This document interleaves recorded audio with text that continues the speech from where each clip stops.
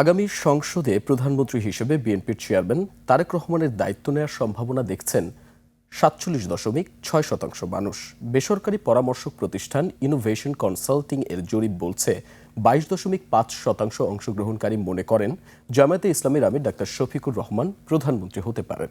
বিস্তারিত অনুপ পিয়ালের রিপোর্টে।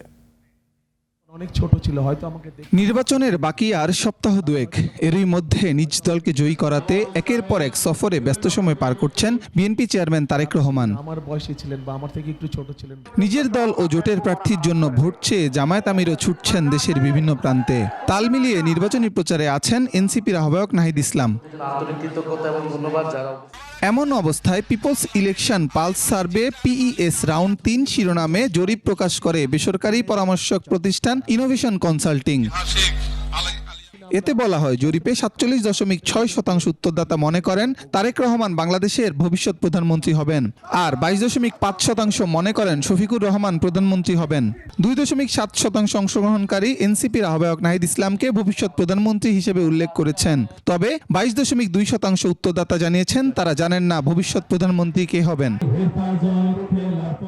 সংবাদ সম্মেলনে ইনোভেশন কনসাল্টিং বলছে, বিএনপি ও তাদের জোট ৫২.৮% ভোট পেতে পারে, জামায়াত ও তাদের জোট পেতে পারে ৩১% ভোট। ১৩.২% উত্তরদাতা তাদের ভোট পছন্দ প্রকাশ করেননি। জরিপে অংশ নেয়া ৯৩.৩% উত্তরদাতা বলেছেন তারা ভোট দিতে কেন্দ্রে যাবেন। জেনজি প্রজন্মের মধ্যে ভোট দেওয়ার আগ্রহ তুলনামূলক কম হলেও সামগ্রিকভাবে হার এখনও বেশি। প্রায় ৬০% উত্তরদাতা গণভোটে হা ভোটের পক্ষে মত দিয়েছেন, তবে ২২% জানান তারা গণভোটের বিষয়ে জানেন না। জরিপের রাউন্ড ৩-এ ৭২.৩% উত্তরদাতা মনে করেন সরকার একটি সুষ্ঠু নির্বাচন আয়োজন করতে পারবে, যা রাউন্ড ২-এর তুলনায় বেশি। স্থানীয় পর্যায়ে পুলিশ ও প্রশাসনের নিরপেক্ষতা নিয়ে আস্থা বেড়ে ৪৭.৪% পৌঁছেছে। এখন আমি কোন দিক দিয়ে বলবো? রাউন্ড ২-এর তুলনায় বিএনপির সম্ভাব্য বিজয়ী হিসেবে উল্লেখের হার ৭.৫% বেড়েছে। জামায়াত ইসলামীর ক্ষেত্রে এই বৃদ্ধি ১.১%। অনুপ পিয়াল, ২১ টেলিভিশন, ঢাকা।